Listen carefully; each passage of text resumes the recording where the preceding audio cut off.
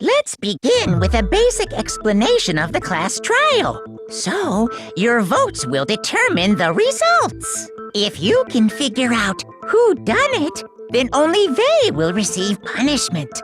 But if you pick the wrong one, then I'll punish everyone besides the blackened, and the one that deceived everyone else will graduate. And the killer really is one of us, right? Of course! Okay then, everyone close your eyes, and whoever did it, raise your hand! Don't be a goddamn idiot. Why the hell would they raise their hand? Before we move on and start the trial, can I ask a question real quick? What's going on with those pictures?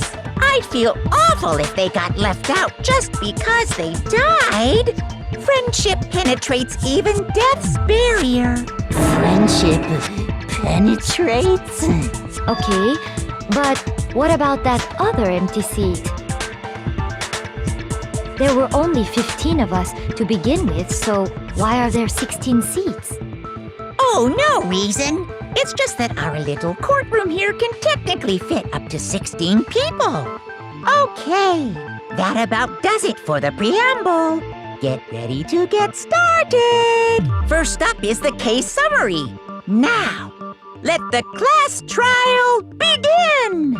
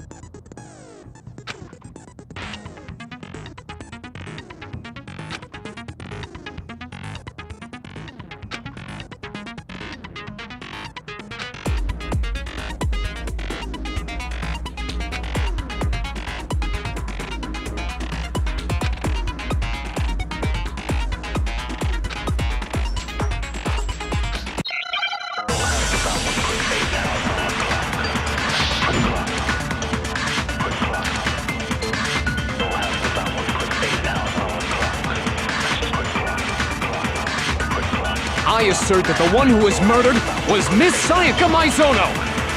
Yeah, we know that part already. And the murder took place in Makoto's room. In the bathroom. So it seems most likely that the killer must have taken her by surprise while she was in the bathroom. She didn't even have a chance to resist. No, that's wrong!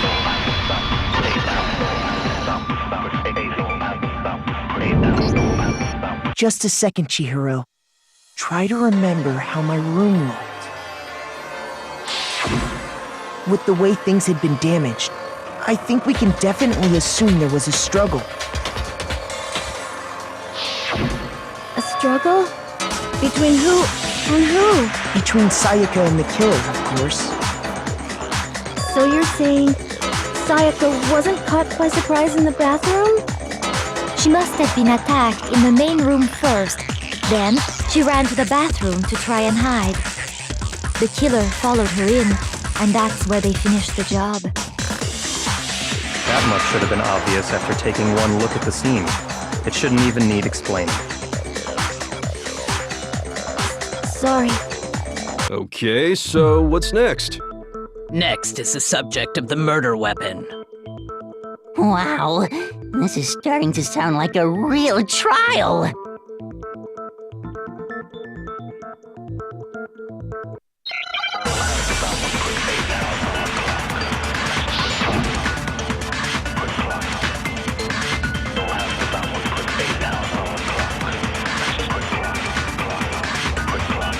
So what was used to kill her? There was some kind of sharp object thrust into her stomach. Without a doubt, that is the murder weapon! So the killer used some random knife they had on him. How could anyone do something like that? That son of a bitch!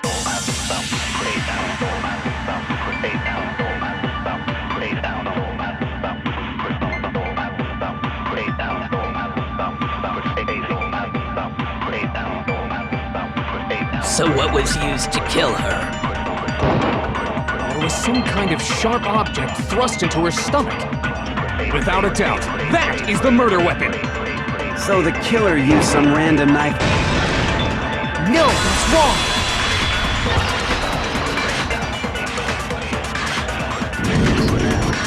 No. I do think it was a knife, but not just any knife. I'm almost positive it was a kitchen knife. Huh? A kitchen knife? After the murder, we discovered that one of the knives from the kitchen was missing. Which means that knife must be the murder weapon. Oh, yeah. I guess that makes sense. You could sort of see the weapon sticking out of her stomach. And if you look real close, I could totally see that being a kitchen knife. Okay, so the murder weapon was a kitchen knife, but where does that get us? I mean, we all know Makoto killed her, right? That's right. Makoto's room was the scene of the crime. What more proof do you need? Hold on a second. Let's draw our conclusions after we presented our arguments. Otherwise, what's the point of the trial? Well, we can talk all we want. It's not going to change that conclusion. I don't think that's true at all. I'm sure if we keep at it, something new will reveal itself. You really believe that?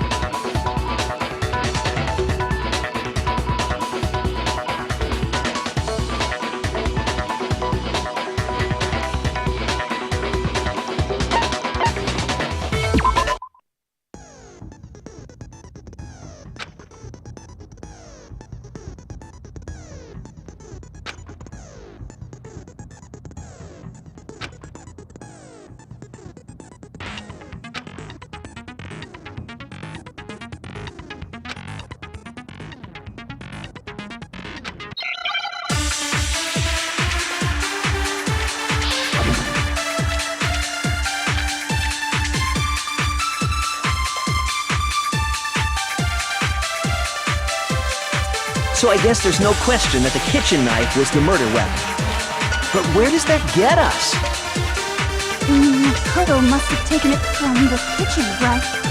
He did it in secret. Nope. No, that's wrong!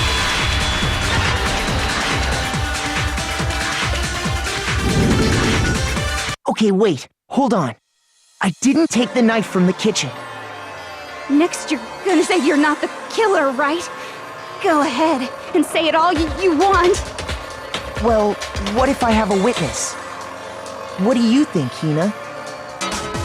Huh? Remember what you were telling me earlier?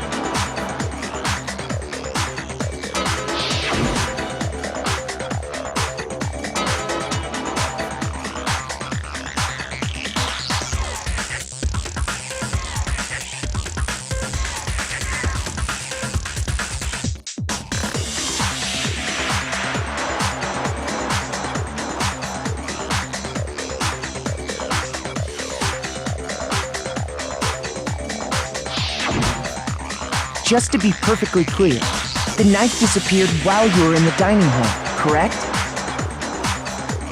Yeah, that's right. And at any point while you were there, did you ever see me come into the dining hall? No, I don't think so. You don't think so? No, he definitely wasn't there. The knife disappeared while Hina was in the dining hall, but I wasn't there the entire time. In other words, there's no way I could have taken the knife. Okay, then what about this? What if the idiot swimmer girl and Makoto are in on it together and lying to protect each other? Idiot swimmer girl? Oh, and more importantly, why would I get involved in something like that? Speaking of which, I'd like to ask the bear, if there is an accomplice, do they also become blackened? So you ask, and so I shall answer. Each murder is allowed to have an accomplice, but only the one who does the killing will get to graduate. So in other words, two people can work together, but one of them has no chance of profiting from it. Then there's no way anyone would work together, right? But what if they did work together, and they just didn't know about the rule? Good grief! Enough already! No, okay? There are no accomplices in this case! Oops! Did I say that out loud? Anyway, I didn't go to the dining hall, and I didn't take the knife. So I'm not the killer. Okay, so then, who did take the knife? Hina seems the obvious candidate. After all, she just said she was in the dining hall. No way! I swear it wasn't me! Sure, but can you or anyone else prove that? I can. That's right! Sakura was with me the entire time I was drinking my tea. I hate to have to ask, but just to be sure, Sakura's... Me. Right. But then, couldn't either one of them have grabbed the knife? Actually, no. Because, well... Just spit it out already. I stayed in Hina's room last night. I got so scared thanks to those creepy videos. I wasn't really thinking, I just asked her to stay over. Which means we have airtight alibis. You stayed over? Doesn't that violate one of the school regulations? We're not allowed to sleep anywhere but the dorms, but it doesn't say we have to stay in our assigned room. So, I don't think that's a problem. It is a problem! A boy and a girl spending the night together? It's unwholesome! But I'm a girl. You are? Oh my gosh, I'm so sorry! But if it wasn't either of you, then what other possibility is there? Actually, there is one other possibility. Right, Hina? Oh, yeah, that's true! One other person did come to the dining hall while we were there. Why didn't you say so in the first place? Well, because they're not here anymore. Sayaka. She's the one who came to the dining hall. And then later, she wound up dead.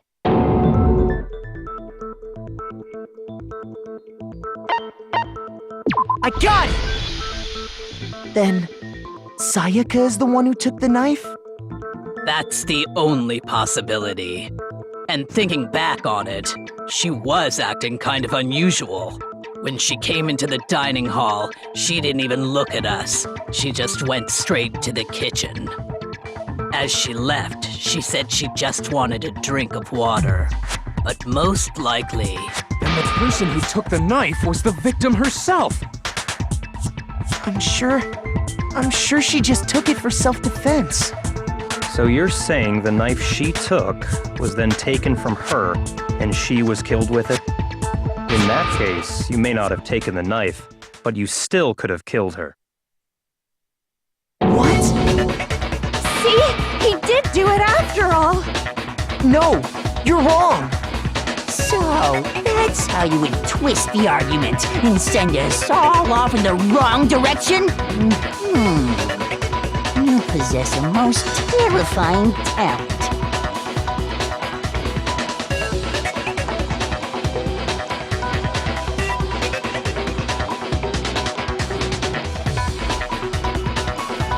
Hold on. It's still too early to decide conclusively that Makoto is the killer, wouldn't you say? Because you see, if the room did belong to the killer, then they did something most bewildering. And until we unravel that little mystery, you simply can't declare that he's the killer. Bewildering? What the hell are you talking about? Something was missing from the scene of the crime that by all rights should have been there. You know what I'm talking about, don't you?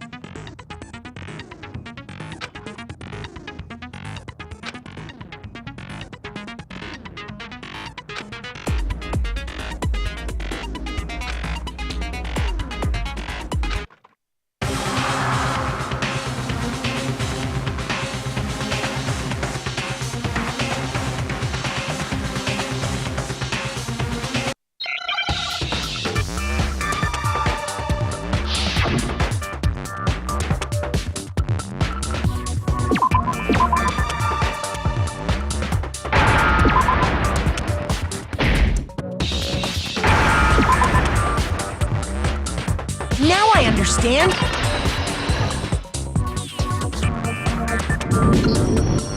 That's right! There wasn't a single hair on the floor! So, the culprit removed some evidence? Yes, and if I were the culprit, why would I need to get rid of all the hair in my own room? It wouldn't be unusual at all to find my hair at the crime scene if the crime scene is in my room. The reason all the hair was gone was to remove any trace that Sayaka had ever been there. That makes sense, does it not? No. If that were the case, they would have had to do something about the body itself, not just her hair. Yes, very true, very true! Okay, then why wasn't there any hair on the ground? The killer got rid of it all, of course, to remove any trace that they had ever been there. Wait, then that means... Precisely. It's simply beyond reason to believe that the room's owner and the killer are one and the same. Then, Makoto isn't the culprit? Are you sure we can decide something so important based solely on the absence of some hair? No. There are other reasons that prove why Makoto couldn't have done it. I would like to hear these reasons. Do you remember anything remarkable about the bathroom at the scene? Sayaka was attacked in the main room first, then fled into the bathroom, right?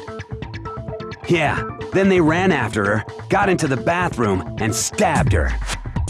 And how did the killer get into the bathroom? Did they have any trouble with it? What do you mean? It's fairly certain that the killer had some trouble getting into the bathroom. There was clear evidence left behind. Do you remember, Makoto?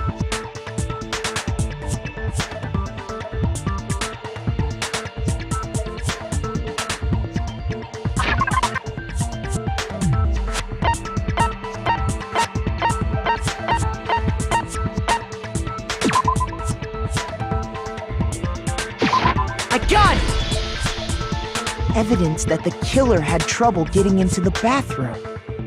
You're talking about the doorknob, right? Huh? The doorknob? What doorknob? The doorknob for my bathroom. It was completely broken. See how the top part was unscrewed? And the doorknob's about ready to fall off? Oh yeah, true.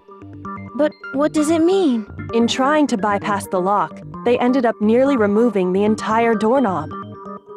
This is another most bewildering act for the room's owner. It proves Makoto is beyond suspicion. So what? You're saying he wouldn't break the door in his own room? But if the only choice you have is to break it, you break it. There's nothing bewildering about it. You still don't see? Okay then. Let's take another look at how the incident unfolded. Hopefully that will help you understand.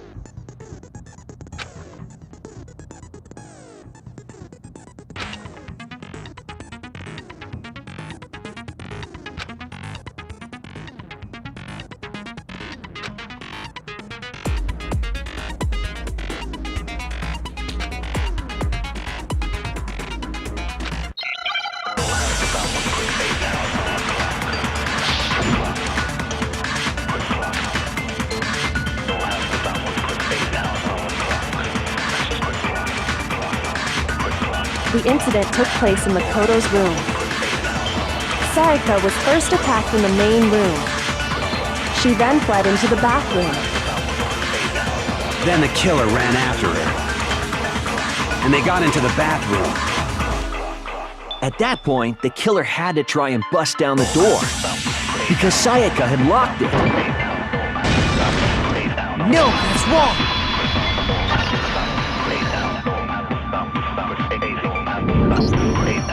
The reason my bathroom didn't open wasn't because it was locked. After all, the girls' rooms are the only ones with walking bathrooms, right? Yes, now that you mention it, that is true. Then why didn't your bathroom door open? Because it was stuck. Huh? What are you talking about? My bathroom door doesn't fit in the frame quite right. Monokuma over there can testify to that. Yup, true as true can be. But you know, you're supposed to be the ultimate lucky student, right? But to have such a cruddy door, that's not lucky at all. So the reason the door didn't open was just because it was stuck. But the killer didn't know that and assumed it was locked. So they tore apart the doorknob to get in. Okay, but then why would the killer even think the door was locked in the first place? Everyone should have known you can't lock any of the boys' bathrooms. The killer could easily make that mistake, thanks to one important detail about the scene of the crime.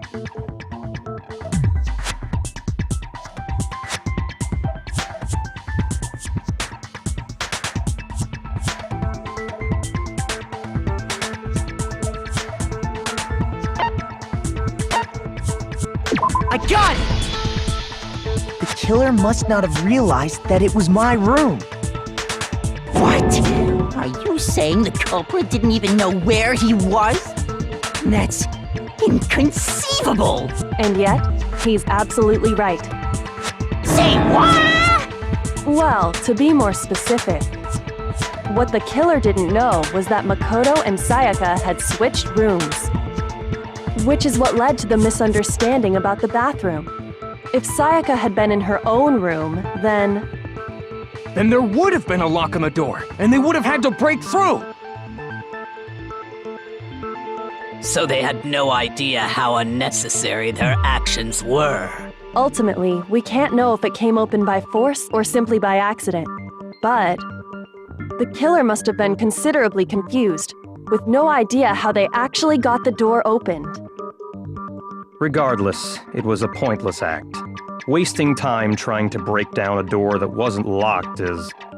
Definitely something I wouldn't do, since I would have known exactly why it wasn't opening, right? That is a definite possibility. So the killer would have to be someone who didn't know they'd switched rooms? Then Makoto couldn't have done it.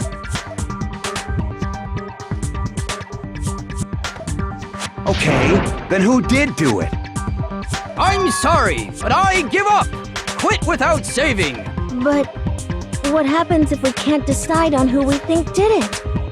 Well, why don't we just vote right now? Majority rules! Majority rules? You really think that's a good idea? Yeah, our necks are on the line here. Someone seriously needs to do something. For serious. Does no one have any other thoughts or questions?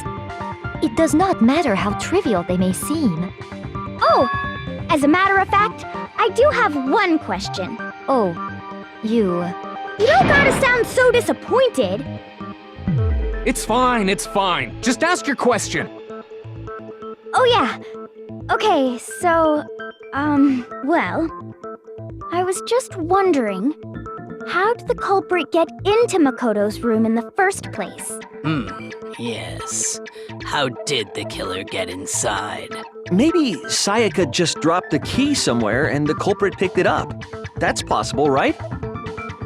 I don't think so. That seems way too convenient.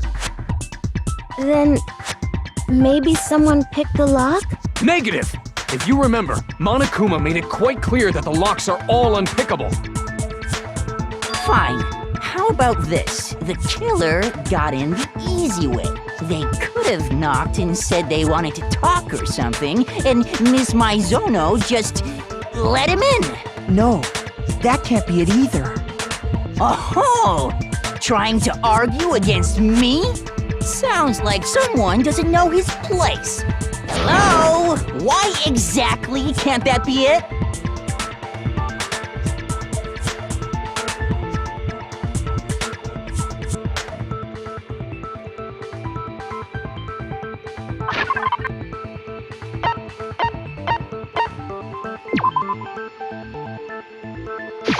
I got it! Because Sayaka was already scared, remember?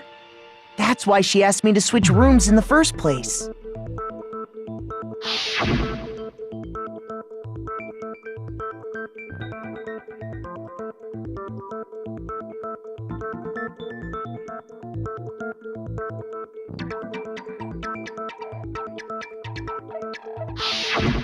Knowing what she'd been through, I just can't believe she would have opened the door for anyone.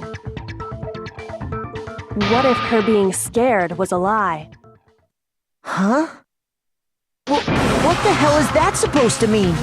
Why would she lie about something like that? I know you don't want to consider it, but look at this and tell me. Can you still deny the possibility?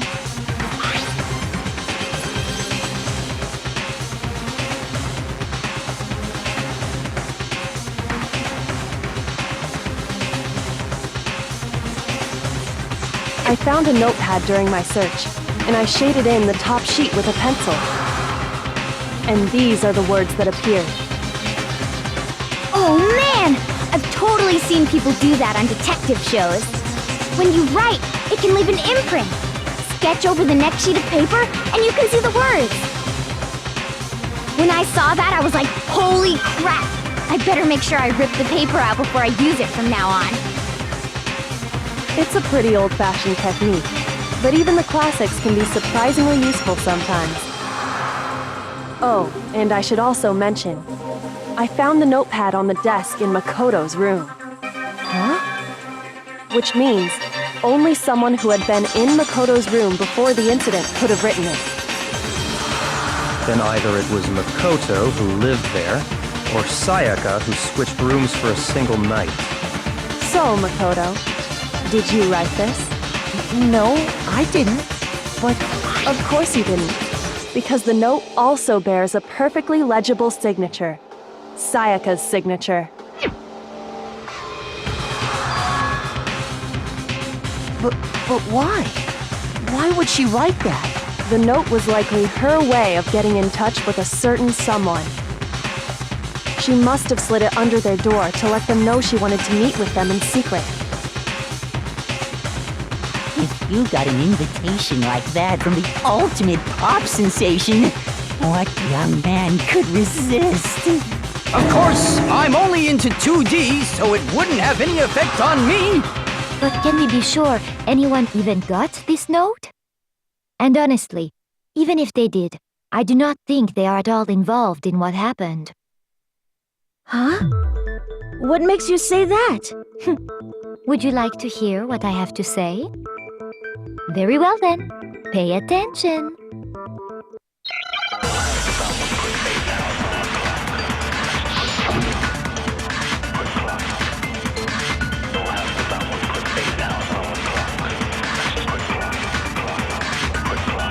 Sayaka and Makoto switched rooms, correct?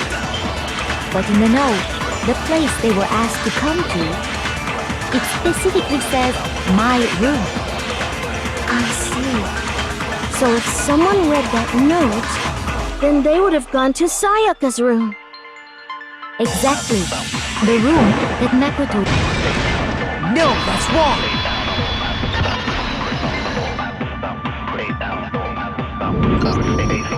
The nameplates on Mai and Sayaka's rooms got switched. They got switched? That's right. The nameplates got switched, just like the rooms themselves. As a result, the nameplate on Sayaka's room actually had Makoto's name. And the nameplate on Makoto's room had Sayaka's. So what you're saying is, the room Sayaka was staying in was actually marked as her room. Then, if someone did do what the note said, they would end up at Makoto's room where Sayaka was. Plus, their rooms are right next to each other, so switching the nameplates would be no problem. And the one who switched the names was... Well, of course it wasn't you, right, Makoto? Right? Okay, then who did it?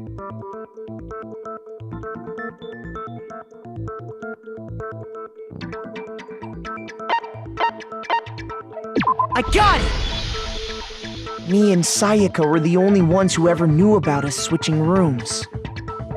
So the only other person besides me who would even know to switch the nameplates was Sayaka.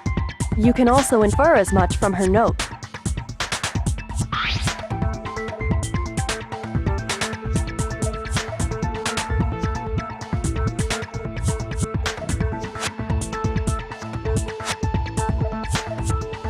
She specifically tells the reader to check the nameplate. She would only have written that if she knew the nameplates had been switched. But why would she switch them in the first place?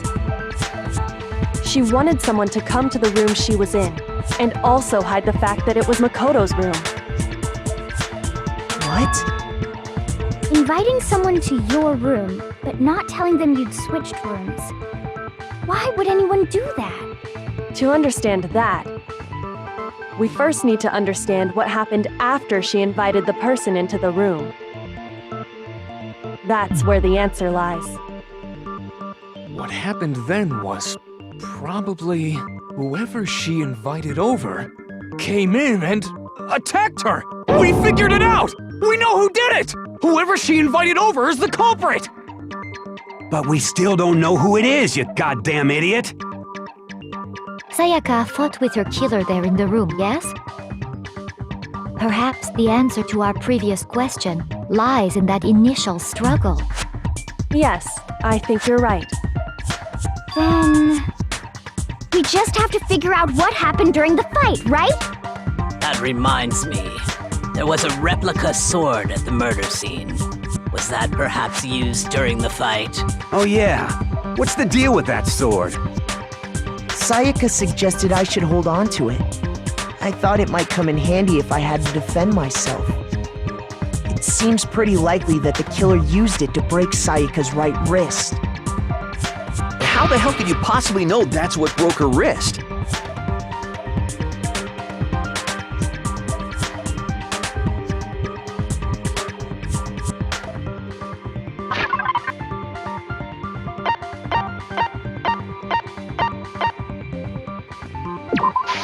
I got it! All you have to do is take a good look at her broken wrist, and it should become pretty clear.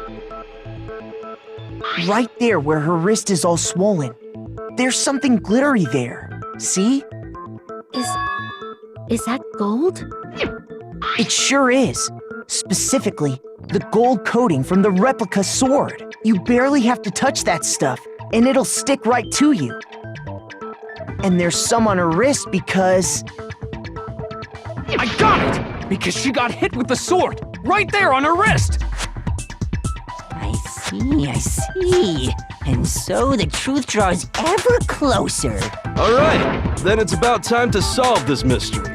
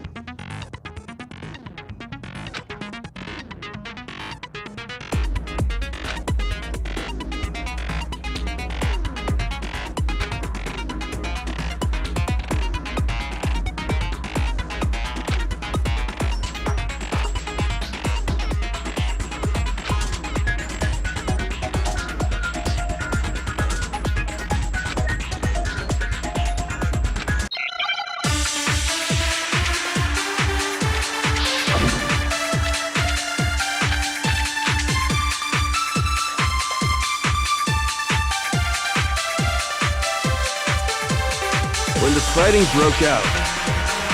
The culprit grabbed the sword, and that's when the first blow was dealt. The sword-based sneak attack!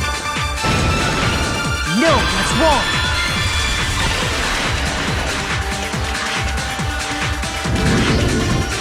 Actually, no. I don't think the fight started with the sword. Why not? Because the sword's sheath had been scratched. See? There's a gash in it. Like someone cut into it with something sharp. Something sharp? You mean like the kitchen knife? That was the only sharp thing found at the scene. Stop jumping ahead!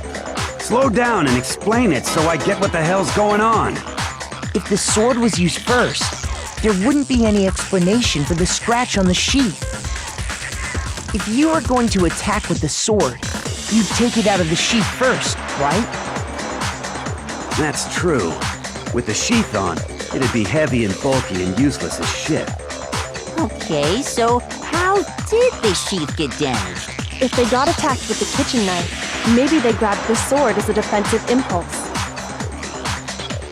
In that situation, there wouldn't be any time to actually unsheath the sword.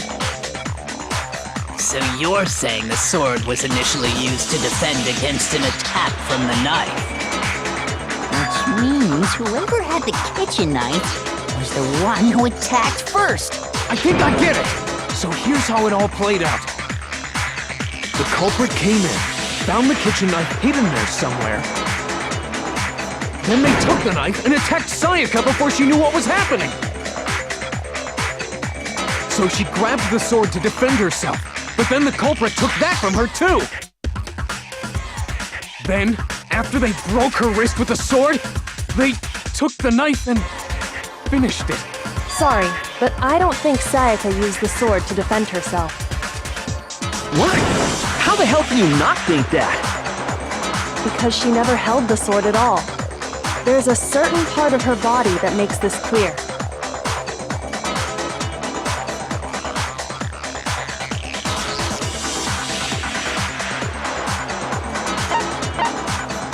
I got it! You're talking about her palms, right? The palms of her hands were perfectly clean, so I don't think she ever picked up the sword. How can you know that just by looking at her palms? Like I said before, the gold coating on that sword comes right off. All you have to do is touch it. In fact, if you look, you'll notice that a lot of the gold has already come off the handle. It's safe to assume that's because whoever used the sword got some of it on their hands. There's really no way she could have picked it up and come away completely clean. Maybe she washed her hands after she escaped into the bathroom. Sorry, but I don't think so. Why do you say that? Is it because you think I'm ugly? No, that's not it at all.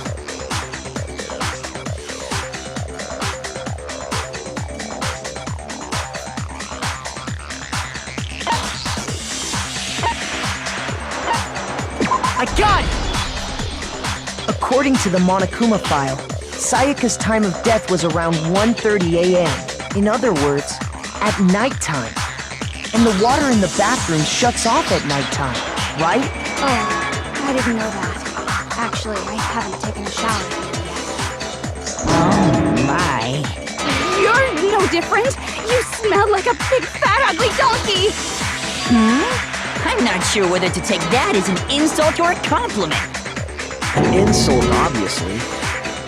So anyway, if Sayaka never touched the sword, then that means the killer is the only one who used the sword. But hold on. If that's right, then the one who damaged the sheath with the kitchen knife was...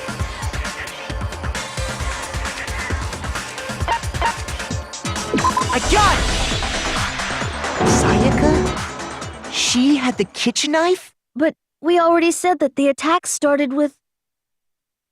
The person with the knife attacked first, and the sword was used as an impromptu defense. Then the one who attacked first was... Sayaka? Now do you understand?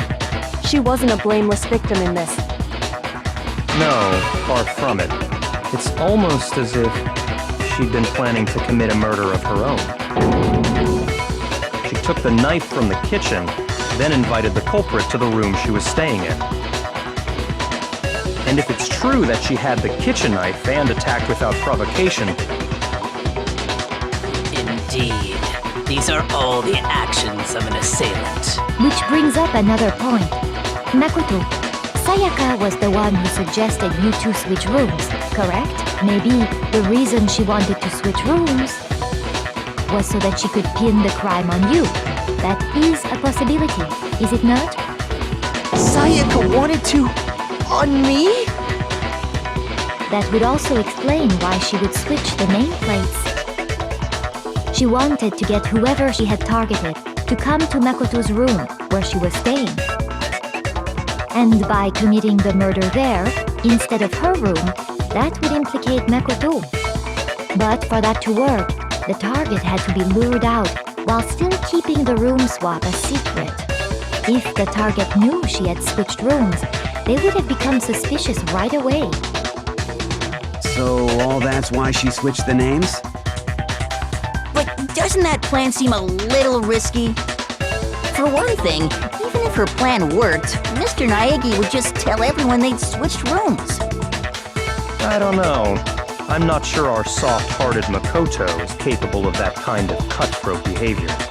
I'm sure Sayaka realized the same thing, which is why out of all of us, she asked him to switch rooms. Plus, she was the ultimate pop sensation. A totally forgettable kid. Or a national superstar. Who are you more likely to believe? Wait, then you're saying she had this all planned out? Holy shit! But in the end, her plan backfired. She launched her attack with the knife, then found herself under attack in turn. That must be when her wrist got broken, and she was forced to drop the knife. The tables were suddenly turned on her, and she died at the hands of the one she'd planned to murder. Just hold on! That can't be true! Because... Hey! You guys have totally derailed the argument. You're being super boring right now. Come on, hurry up and decide who did it. Wouldn't it be awful if I had to punish you all just because you ran out of time? Oh yeah, we gotta decide who we think did it. Makoto, right now you just need to concentrate on figuring out the answer to this mystery. If we can't uncover who murdered Sayaka, it's over for all of us.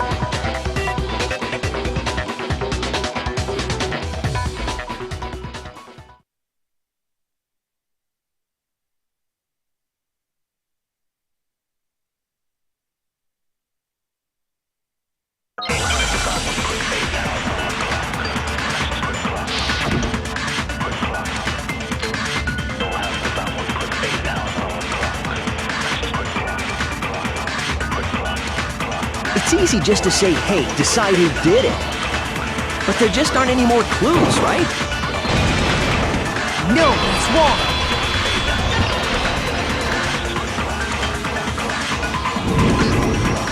There still might be one clue left. Sayaka's dying message. Dining? Wait, what did you say? The dying message. She wrote something on the wall behind her, remember? 11037. Written in her own blood. There must be a clue about the killer hidden in there. Well, before we get too far into that, I need to ask, can we really be sure that Sayaka is the one who wrote it?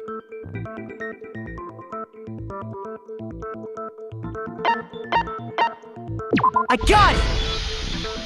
Her left index finger had blood on it. That could only be because she used that finger to write the message. I see. She broke her right wrist during the fight, so she'd have to use her left hand to write. Sure. I think we can all agree Sayaka wrote it. But still, what the heck do those numbers mean? 11037? Hey, Chihiro. You're a computer nerd or whatever, right? You should know all about numbers and shit. No, that's not... Yes, I'm a programmer, but I don't see any kind of meaning in these numbers.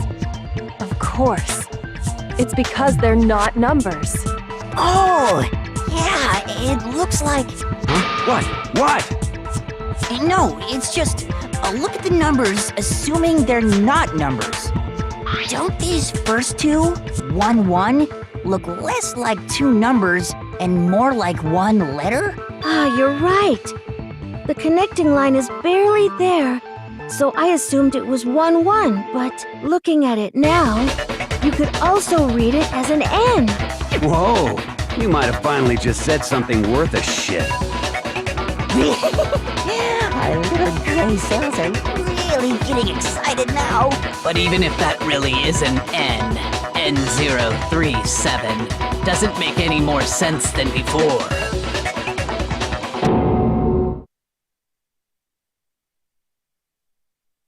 Rotate the image 180 degrees.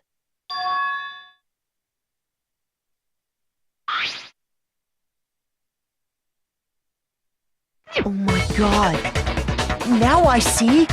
She wrote down the killer's name. Huh?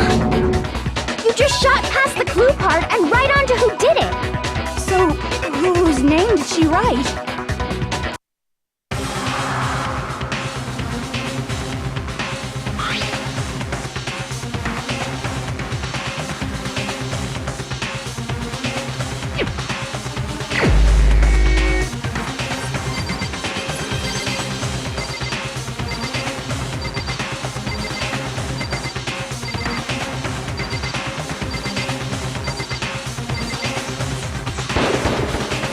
Here's my answer.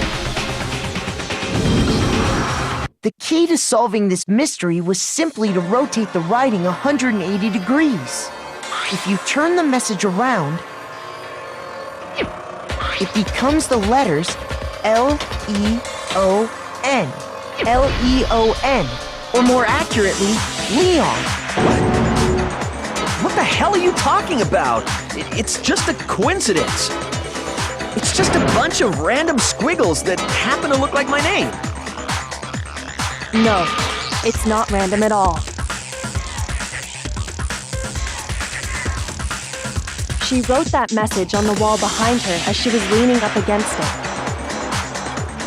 In that position, she couldn't move to write normally, and had to write upside down, as it were.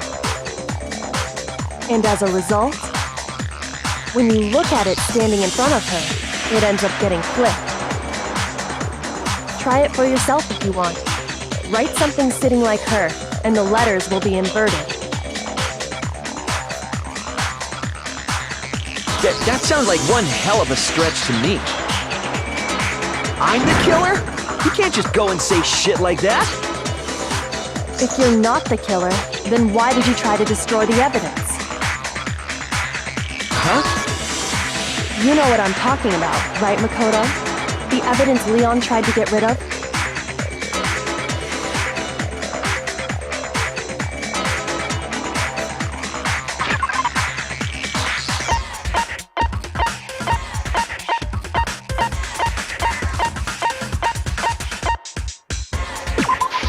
I got it!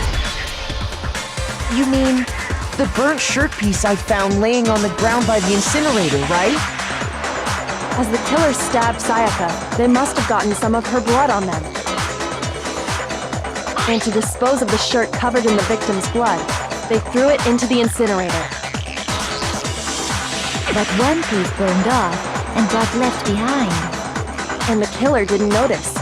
If they had, they most certainly would have panicked.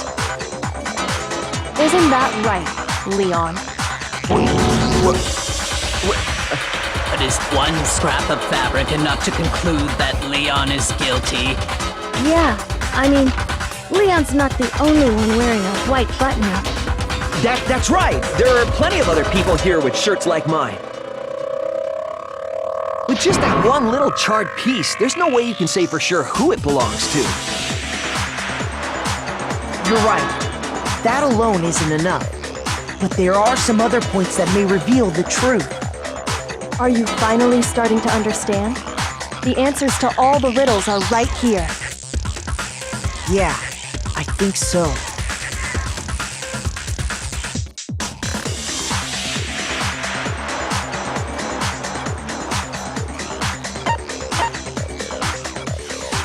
I got it! If you look closely at how the shirt was disposed of, we should be able to figure out who the killer is. Oh yeah, that's a good point. I think I know what you're gonna say. You can't reach the incinerator without opening the gate in front of the trash room, right? And obviously, you wouldn't be able to hit the switch to turn it on either. You need the key to get in, and the one with the key was the person on cleaning duty. So the killer had to be whoever was in charge of taking care of the trash, right? Interesting.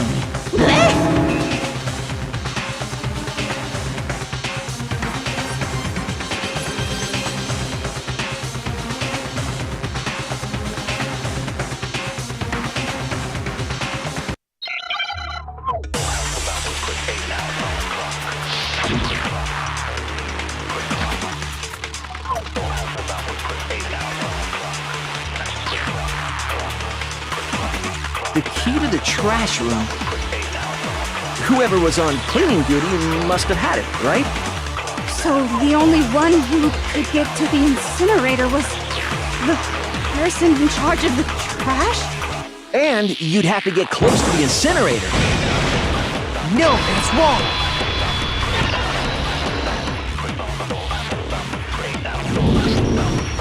Hold on. I think I know how someone could dispose of the evidence without using the trash room key. But if you can't get past the gate, you couldn't possibly turn on the incinerator, could you? Yes, you could. If you used this. What is it, some kind of glass ball? It's busted to hell. Actually, it was supposed to be a crystal ball, but, But how would you use it?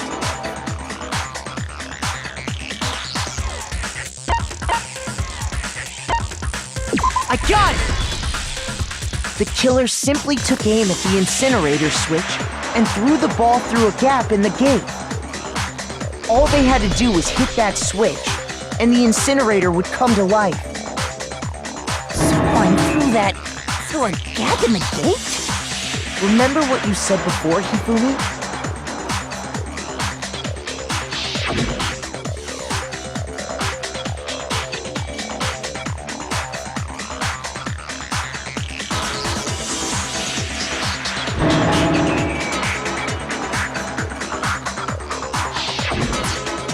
Hifumi had the key, so the only way the incinerator could have been turned on without his knowledge was because the killer was able to hit the switch without opening the gate.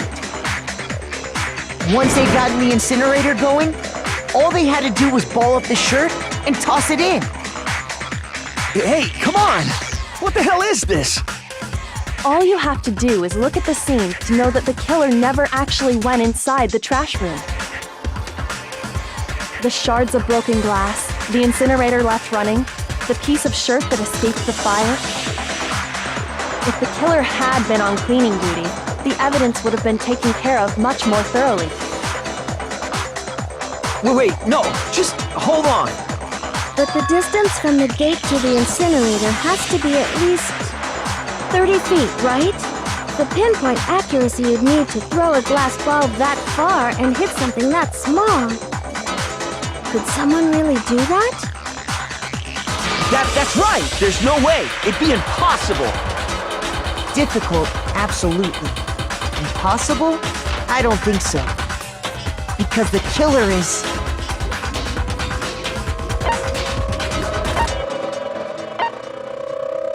I got it!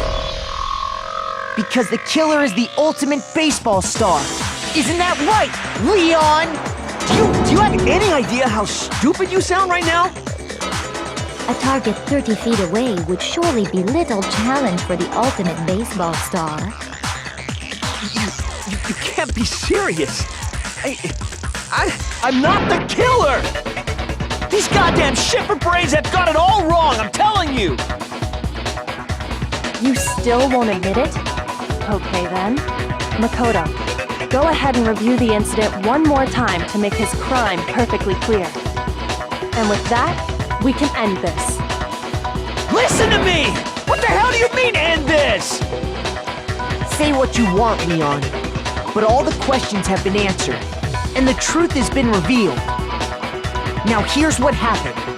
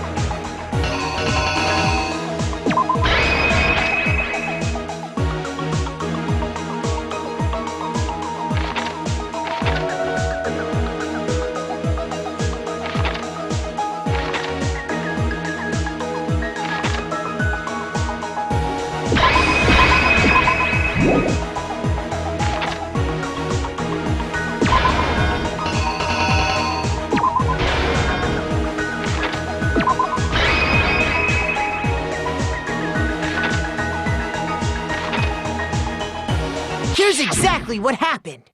I think I'd better take one more look back at the case from the beginning.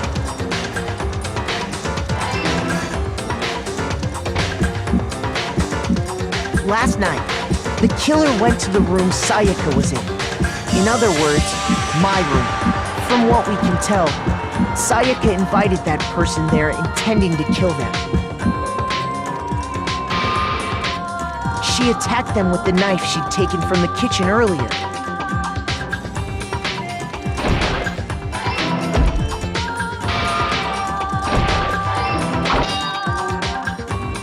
But then something happened that she wasn't prepared for. They grabbed the fake sword I put in my room and fought back.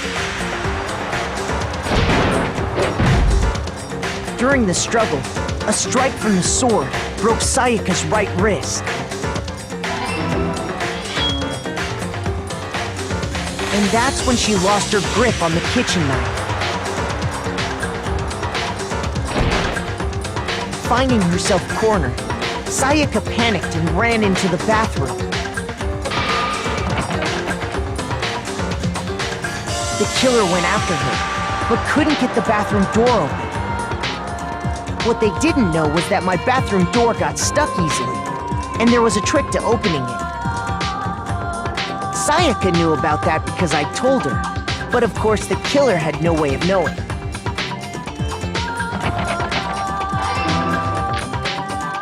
So instead, the killer forced the door open, took the kitchen knife,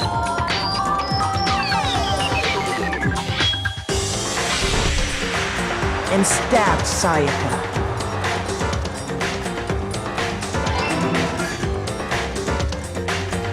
But with what strength she had remaining, Sayaka left a dying message.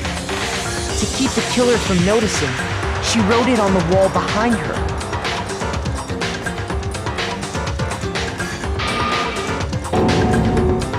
And with that, all her strength was gone.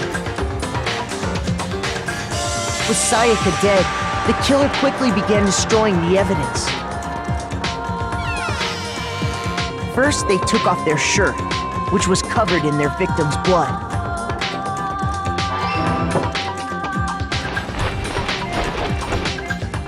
Then they took the lint roller in my room and cleaned up the entire area. They wanted to make sure they got rid of any trace they'd ever been there.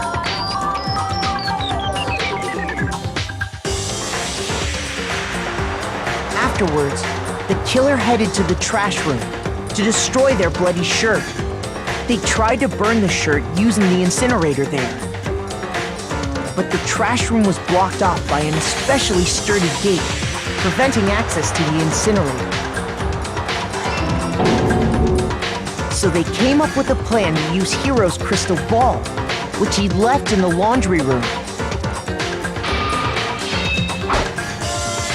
The killer managed to throw the ball through the gap in the gate and hit the incinerator switch. For any normal person, that'd be an impossible throw, but the killer had the confidence to take a shot. And that's because the killer was the ultimate baseball star. The crystal ball, thrown with absolute precision, hit the switch on the incinerator, which then quickly roared to life.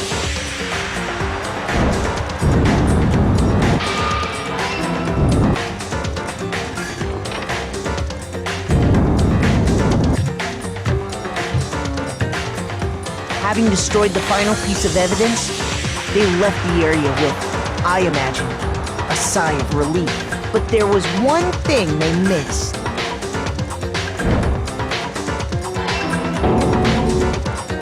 Part of the shirt they'd thrown into the fire burnt away and fell out of the incinerator. The killer didn't notice this, and so left behind a piece of indisputable evidence.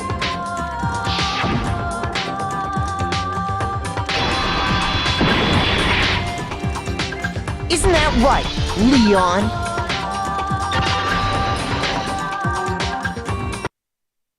It would appear that Hiro simply forgot his crystal ball in the laundry room.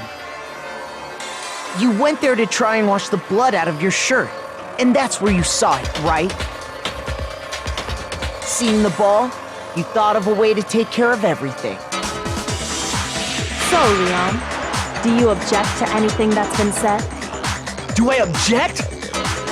Hell yes, I object! Of course I do! I object! I object! I object! I mean, all of this is just a bunch of stupid theories! You need evidence! Where's the evidence? Without evidence, it's all bullshit! It's bullshit and I refuse to acknowledge it! Well then, I guess this is as good a time as any to present the evidence that proves you did it. Makoto, I believe you're in possession of that evidence.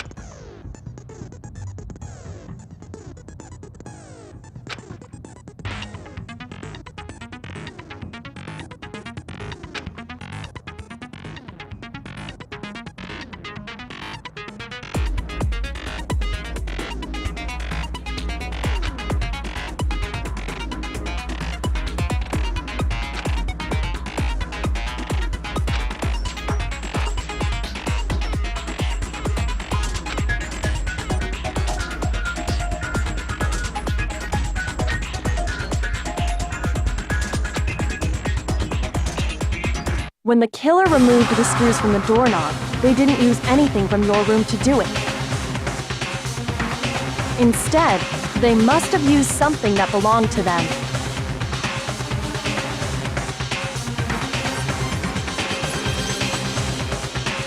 I refuse to acknowledge you! You're stupid! Stupid, stupid, stupid!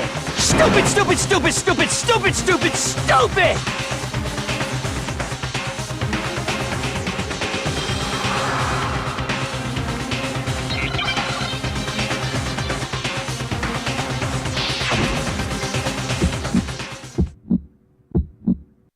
Where's your proof? You kidding me? Not a chance! It wasn't me! Stupid! You lied! Stop talking! Shut up! Where's your proof? You kidding me? Not a chance! You lied! Shut up! Where's your proof? You kidding me? Not a chance! It wasn't me!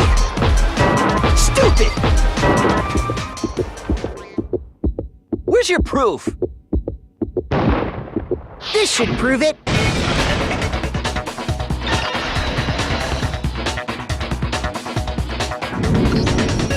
The screws on the bathroom doorknob were removed. I wonder what kind of tool the killer used to remove them. I mean, it had to be a screwdriver, right? Oh yeah, I'm pretty sure the toolkits we got each had one inside. That must be what he used. There aren't any other tools anywhere. But the toolkit in my room had clearly never been used. That's because the culprit didn't know it was your room. They thought they were in Sayaka's room. Only the boys got toolkits, so the killer naturally assumed there wouldn't be one in there. Okay, then whose toolkit did the killer use? Stupid, stupid, stupid! It had to be their very own toolkit. Stupid, stupid, stupid, stupid, stupid! Leon, would you mind showing us your toolkit? If I'm right about this, then the screwdriver will show some evidence of being used. Stupid, stupid, stupid! Huh? And if you say you used it for something else, you'll have to explain exactly when, where, and why. And let me say this right now. I lost it isn't an excuse at this point. Stupid. Stupid.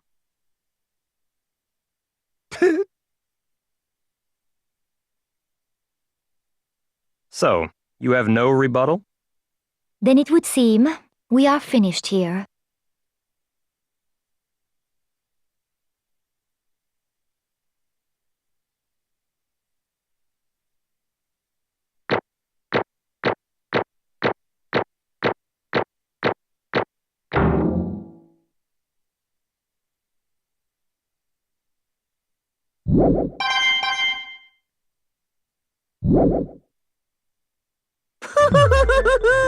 Looks like you've reached your verdict. Then are we ready to cast our votes?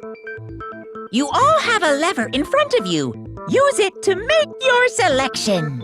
Oh, just to remind you all, make triple sure you vote for someone. You wouldn't want to be punished for something so minor, right?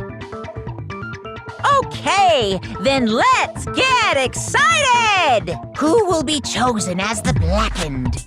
Will you make the right choice or the dreadfully wrong one? What's it gonna be? What's it gonna be?